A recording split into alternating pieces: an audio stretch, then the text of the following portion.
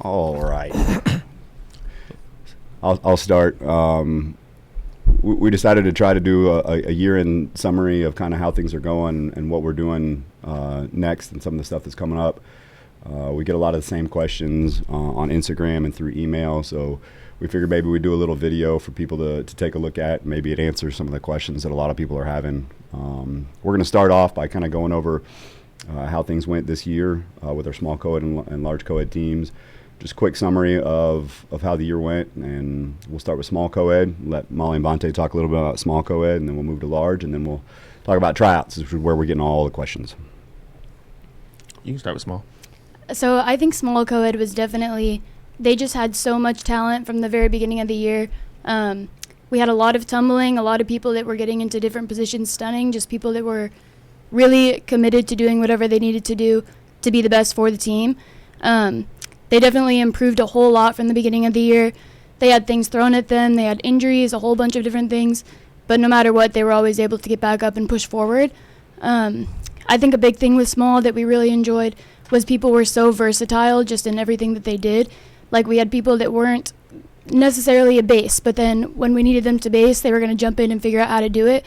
And that's really what we need in a team, is people who are going to be super versatile and are going to be able to jump into whatever position that they need to. And I think small was great at that this year going forward. So, yeah, I agree. I think we had a really powerful small co-ed team.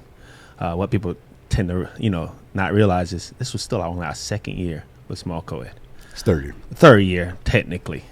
But second year, truly, of having a small co-ed team. Because our first year, we kind of threw everybody that was that's a good point. Large co-ed and made a small co-ed team. So I thought it was a fantastic year. Obviously, we didn't get the end goal that we wanted, but we put out routines that were phenomenal enough to be able to be grand champion worthy. So we just got to go and do our job when the time comes. But I think we had a really, really good team.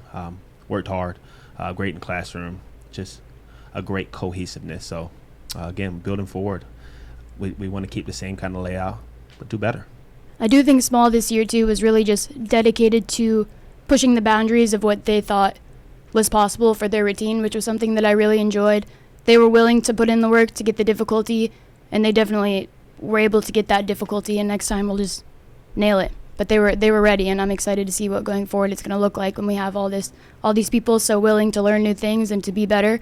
I think it's going in a good position. So, I actually even forgot about the whole 2-year thing that Vontae brought up. It was our third year technically, but our first year, Vontae's right. We weren't sure if we were going to be able to have a small, and so we were kind of waiting to see what happened with the school and things like that. And so we made a small co-ed that first year, and then last year being our true first year of an actual small co-ed. And now the third year, it's definitely got its own identity. Super talented athletes on it, super talented athletes wanting to be on it. So we're excited about that. You guys want to talk about large co-ed a little bit and how they ended up with their 13th? Large co-ed. You'd never believe it, but I did not expect large co-ed to be this large co-ed. It was a big rebuilding year. We had 5 or 6 people that actually been on the mat on this team compete.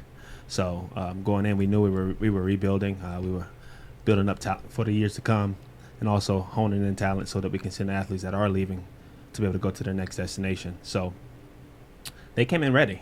They came in, and we threw in all type of tests, all type of scenarios at them, and every time they knocked it out the park. We gave them 2 weeks to learn a homecoming routine. They knocked it out the park. We only had the routine for 6 weeks that we competed in Daytona. And that 6 weeks, we actually changed it a lot, several times. So we kind of had 3 routines over the course of the last 6 weeks. So it was definitely one of those years where they wanted it, and you can tell when athletes truly wanted it. So they were putting in work outside of practice that we didn't even ask them to do. They would go into the cave, which is our magical place, and they would work on things in the routine. They'll make little changes. I wish shows the type of team that that was able to go out and put out a great routine. So I thought we did fantastic here. I thought the team cohesively, which is what you truly need whenever you're going to compete, was there.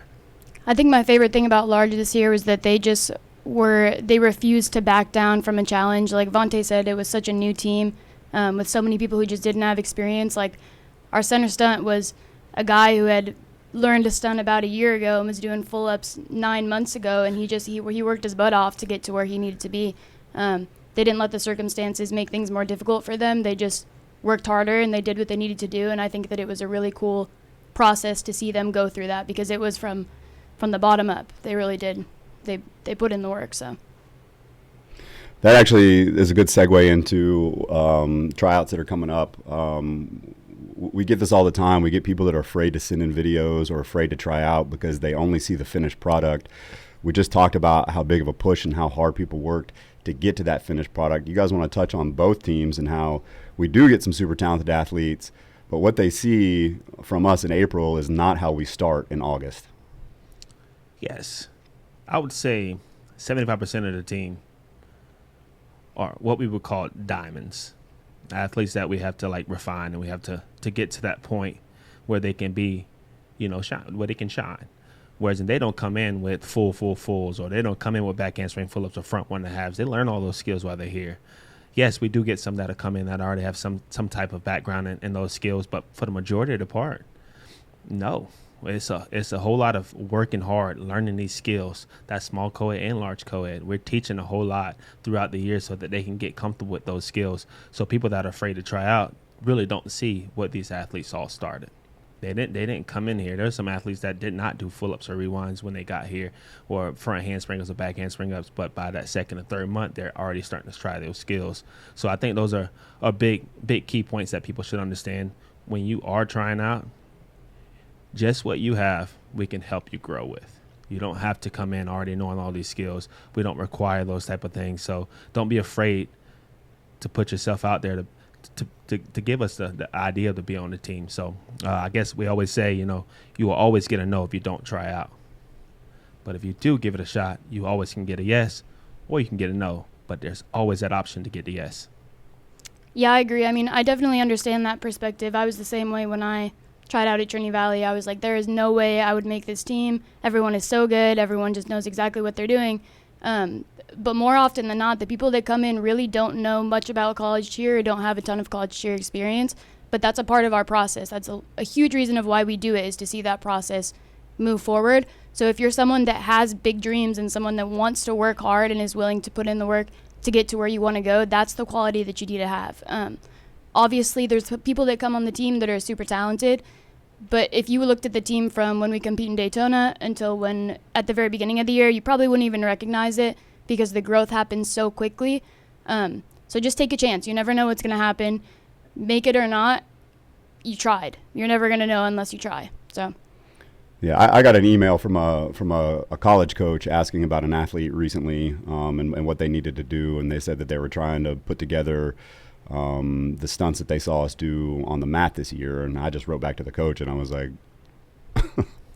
except for one couple, maybe, none of those athletes could do those skills that we put on the mat at the beginning of this year. We are a teaching college. We take pride in the fact that we try to help everybody get better at everything in one way or another. And then we take pride in the fact that we send them on to, schools. We had people at West Georgia this year from our program last year, 20-something at Weber, 7 or 8 at Tech. We had some at Louisville. We have some just all over the place. That really is a goal of ours. Build you up, do well here. We obviously want academics, super important, and then get you off to a 4-year school where you finish up your degree. Vontae, you touched on this earlier, and I could be getting this number wrong, but of the 74 athletes that we had on our 2 teams, academically speaking, was it 56, 52 that got free books because they got a 3.0 or better first semester? 56.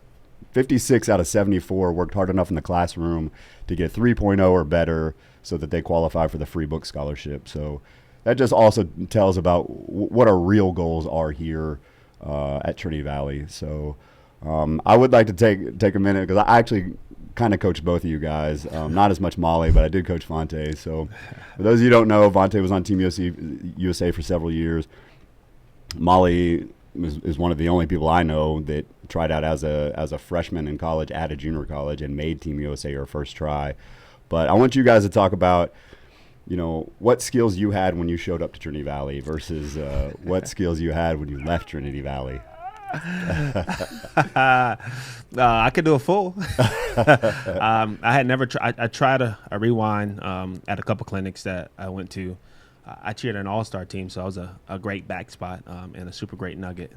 But I can give you a front punch through the full when I was cheering. And of course, when I got to Trinity Valley, I learned all these skills. But I couldn't do a rewind. I couldn't do a full up. I could do a toss extension and a hands awesome when I got here. My first year at camp, I had the smallest girl on the team. And we got to try out for All-American. And you have to do a one-arm lib, and I dropped it. So of course, I had to learn all those skills as fast as possible when I got here. And it was a good process, And Trinity Valley kind of helped me shape my fundamentals to be what I was throughout my years of USA. Yeah, when I got to Trinity Valley, I didn't even plan on cheering in college, first of all. But when I got here, I was a base and all-star. I only did all-star for a couple of years because I was a gymnast before then. I just didn't really imagine myself ever flying, and then I came to Trinity Valley Clinic, and I did my first toss hands, my first full-up, my first couple of elites, and I definitely was not – it didn't come super naturally. There were a lot of things that I had to tweak out, but I learned all of my flying things within the first, 9 months of being at Trinity Valley, and it was just because I had – a coach like Vontae and then people all around me that really wanted to help push me, and I was willing to learn. So I sat there in the cave, whether it was throwing a full up for 3 hours in a row and it not being great. I sat there and I worked through that process, and it was great. I mean, I pretty much got everything that I know how to do now at Trinity Valley. So still on the Team USA thing, we'll talk about, you guys were on it, but we also have alumni that end up on it, every year. Vontae, you just got back from ICU Worlds. I know you work with Brazil, and I know that you still, have communication with a lot of the Team USA stuff. Talk about how neat it feels, having come from here, coached athletes that go on to be on Team USA, see your friends that you cheered with at Trinity Valley, get to go on and be at Team USA. And for the JUCO team, we had 3 different athletes that were on our team this year that made Team USA JUCO. Am I saying that right? Correct. Yeah. Mm-hmm. Let's talk about that a little bit. I think it's a surreal thing to watch. My first year trying out, I was super afraid. I was by myself. I had nobody, with me from Trinity Valley, but I wanted to still give that opportunity and still give it a shot. And then going through the years of being on there, and I got to be on the team with Molly, for instance, her first year here. We tried out together, and it was nice to have somebody that was with me from Trinity Valley. And then after those years, you start to see it flourish, and you get to see the athletes that I've coached, start to make the team. So it's incredible to watch, because we call ourselves super friends, and to be able to see, I saw a photo the other day of me taking Haley and Josh 2 partner stunts their freshman year at Trinity Valley. And, they just won NCAA partner stunts, and now they're center stunt on Team USA. And it's crazy to watch, because you're like, what?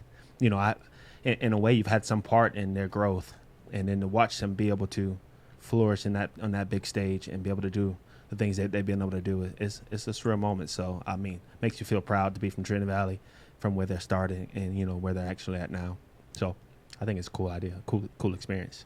I think surreal is probably the best way to describe it. Like Vontae said, I mean, I've only coached now for 2 seasons, and even seeing Haley and Josh, who I coached when they were at Trinity Valley, be on USA and seeing them on the mat, it's just such a incredible thing to see. Remembering all of their growth that they've gotten up to get to that point, it's just super cool to watch. I think it's amazing when I get to see people that never believed they would make that team, never believed that they were talented enough to do it, work their butts off until they can do it, and then you see them have their moment. That's just such a proud feeling, and to be able to help people get that feeling. Because I remember when I made USA and I took the mat for the first time, I was like, this is not real life. This is crazy. It was like watching a movie, through your own eyes. It's just crazy.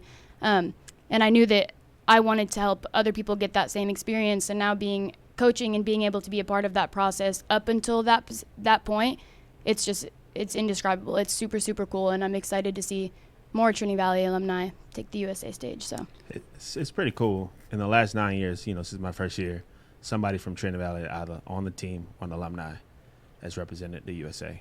So every year I'm going to keep showing up to watch those athletes.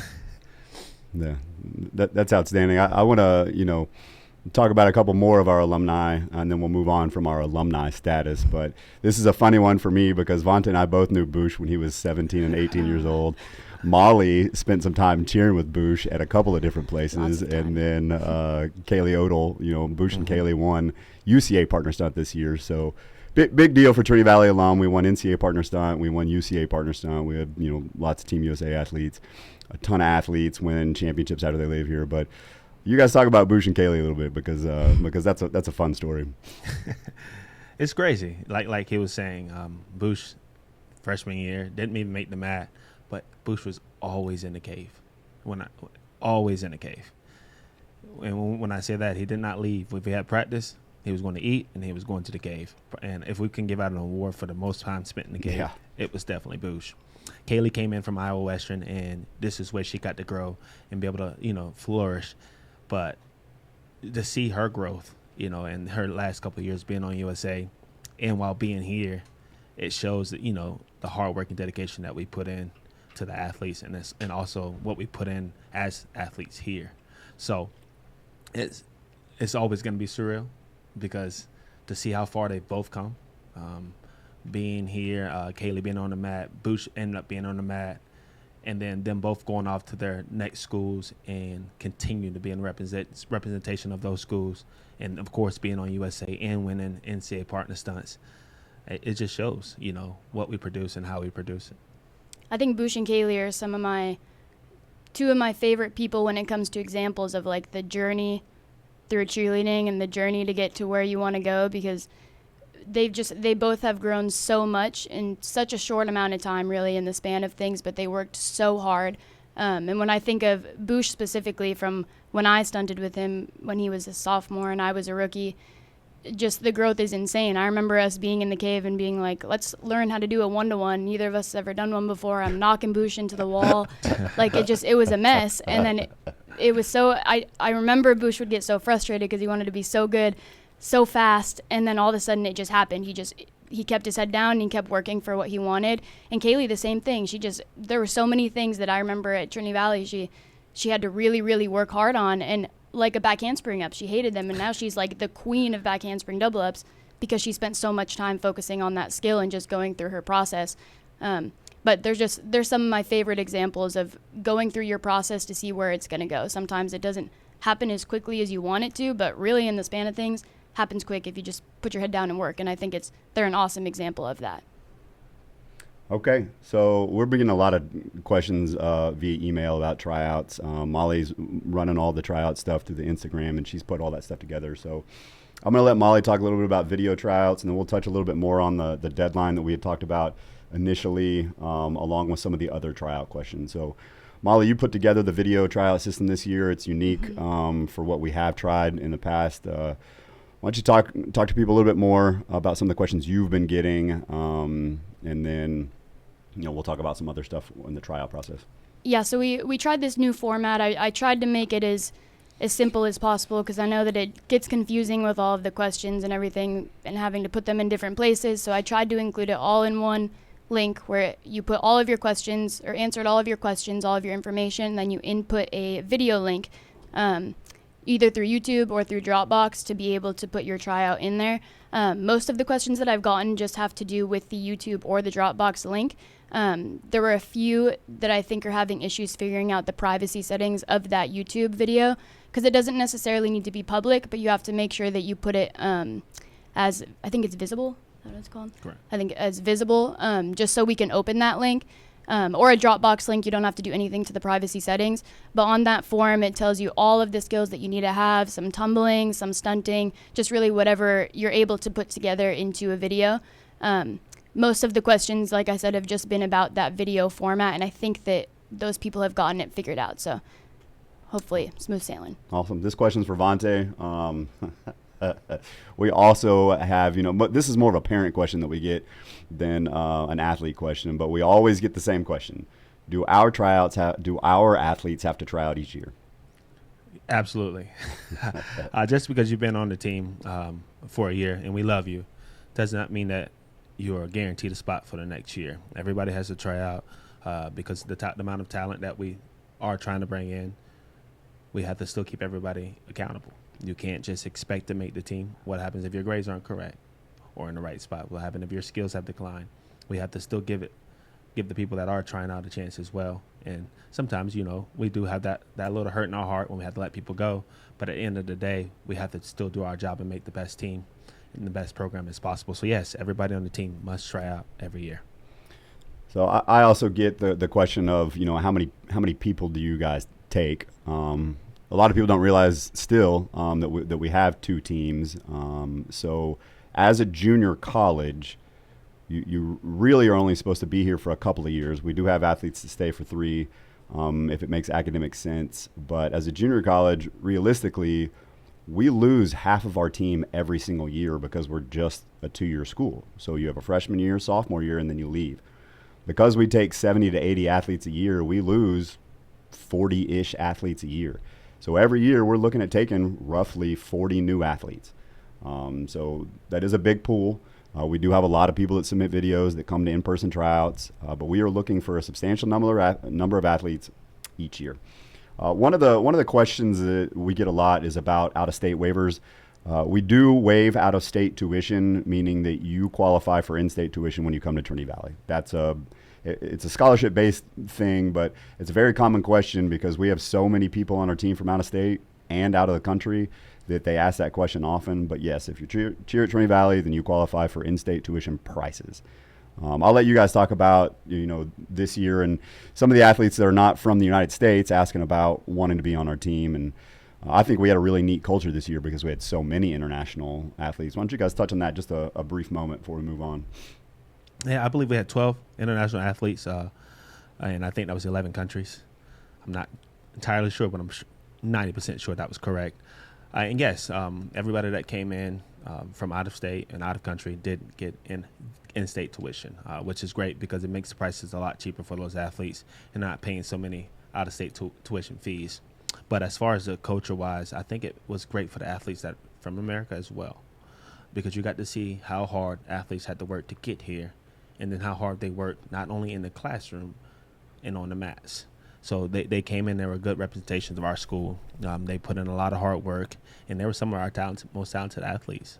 So I think it was pretty cool to have that many athletes from out of state and out of country, because we had a lot of out-of-state athletes as well. But for us to have that many out of international athletes, it was pretty cool to see, and sometimes a challenge to coach, but at the same time, awesome to coach because it shows that they want to be here. Yeah, I agree. I think having international athletes is just such a cool experience. I mean, just so many different backgrounds, so many different things to learn from.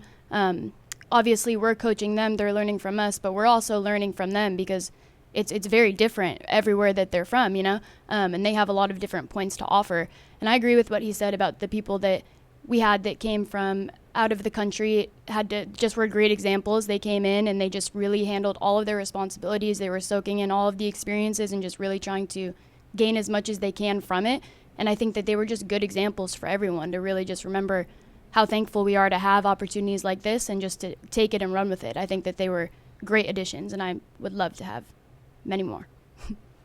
So one of the other questions that we get a lot is, do we allow athletes to also do all-star teams? I'll talk briefly about that and then let Vontae talk about, this last 2 weekends of him going to support our signees, our current athletes, and our alumni. But we do allow you to do all-star teams. We always, want Trinity Valley to come first, and we do work with some of the all-star programs to make sure that we're on similar schedules. But we do allow for all-star athletes. Vontae has just spent the last 2 weekends at All-Star Worlds recruiting and Worlds recruiting, but also going to support our athletes that are currently on all-star teams, our alumni that are on all-star teams, and the athletes that we've already had signed or that we're interested in that are on all-star teams. I did just a basic brief math on how many people I saw from our program or that are going to come to our program and how many teams they were on at Worlds, and I got roughly 20 different teams from what I saw. Is that, probably close, a little more, a little less? I think it was pretty close. As many times I was going up and down from the field house to the arena. And, of course, when I went to the All-Star Worlds as well, it was quite a few athletes. And, of course, my intention always to be able to be there for the athletes. I'm not here just to sign you to come here and hopefully just go to school. My job is to show you that I'm going to show up for you as well. I'm going to come and support you. Whether you win, lose, or draw, I'm going to come and let you know that I'm there to watch you so that you can still perform at your best. And you can see that I'm going to support you. And, of course, if the other coaches would have been there, we all kind of split up. Franklin was judging. Molly's back with the athletes. So I'm there, recruiting and making sure that we can have the best team moving forward, but also to show the support to the amount of athletes. I was from international to the ones that are here in the state. So, yeah, it was a long couple weekends, but I would do it every time to be able to show some support and be there in person for them. Terrific. Okay. So anything else you guys want to touch on? There's a new thing going on next year in junior college, NJCAA Cheer, that I'm going to talk about briefly here in a second. But before I talk about that, I wanted to see if Molly and Vontae wanted to touch on anything else based on what we talked about right now, and then we will circle back to our video tryout process and dates. Anything else from you guys? First. I would just say if you're a person that is second guessing if you should try out, if that is something that's in your brain, go for it. I think there's too many people that hold themselves back because they don't know if they're going to be good enough. If you want to work hard and you want to put in the effort, give it a try. You can't go wrong from that. And we just want to make sure that people know that there's opportunities. You just have to look for them. And if you have spoken to me these last couple of weekends and, I've encouraged you to try out, remember, you will always get a no if you don't. So definitely take the tryout, send in a video, and if you do make the team, understand what comes with it. We're going to push you to be the best, not only in the classroom, but on the mats too. So understand that coming in from day one, our job is to make you the best all around so that whenever you do decide to leave, you'll be able to go to wherever you would like to go. Great. Thank you, guys. So NJCAA Cheer, we'll talk about it a little bit. It's a different format than your standard cheerleading that you guys are used to. It was designed to look similar to acro and tumbling, like the Baylor teams and the Oregon teams and several of those teams. This is actually a project I've been working on for 3 years with the NJCAA. It's had some starts and some stops, and some people help and some people back out and so on and so forth. But we finally got it to a place where it's past the NJCAA, and now it's going to be an actual what's called emerging sport. So the idea of NJCAA Cheer is that we are going to have a system where you get to do cheerleading, but you compete for an hour and a half at each meet, and you compete more than once a year. So it will work just like a traditional sport, like a basketball or a volleyball or a football, where you have matches throughout the year, and then there's an actual national tournament that works. Most likely going to be in a format kind of like basketball does, where you have a bracket system at the end of the year. I'd say the biggest part that people are asking, are we going to do a team? We actually, we were the people that were kind of test running all of the grids. We were test running, some of the verbiage in the rubric. We did do a mock meet this year with some of our athletes, 15 versus 15, to see how long it would take, to see what was great, to see what was, needed some work on. And so we are definitely looking at doing a small co-ed NJCAA team. That was originally going to be the only division. One of the other things that a lot of the coaches and people that put input in on this wanted was a system where there's more than just a couple of colleges that competed. So we had 24 colleges sign up initially. There are going to be 2 divisions now, all girl and small co-ed. And the goal is going to be for you guys to get a little bit different cheerleading experience. Several meets, several competitions, an hour and a half competition as opposed to a 2-minute competition with all whole year of work going into it. And as this grows and gets better, it will be treated as a traditional sport. So the scholarships will be different, and like, volleyball, softball, football, all of the things that go along with traditional sports at a junior college or, a 4-year school will apply to this version of cheerleading. So with that being said, and with it being approved late in the year and seeing who's going to do things, we will be taking more athletes than we initially expected to take. And because we're taking more athletes, and also because we've been getting several emails about, World's deadline, Summit deadline, we are looking at extending the video tryout period, not for a long time, because we still got to, pick those teams and get things settled before the school year ends. But we will post on that on our Instagram about when the date will be. It won't be more than a week, but we'll talk about how long that extension will be for, the fact that we're going to be adding more athletes than we initially were going to have because of an NJCAA cheer team being started.